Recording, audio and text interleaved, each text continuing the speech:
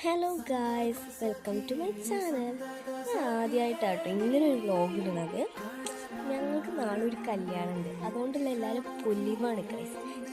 ഞാനൊരു കസിനൊക്കെ ഭയങ്കര പൊലിവിലാണ്. നാളെ കല്യാണമാണ്, എക്സൈറ്റഡിലാണ്.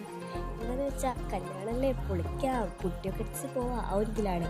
അതുകൊണ്ട് ഞങ്ങൾ കുറച്ച് മെഹന്തിയൊക്കെ മെഹന്തി ഇടുന്നത് എൻ്റെ ഫ്രണ്ടാണ്, അത്യാവശ്യം നന്നായിട്ടൊക്കെ ഇട്ടു.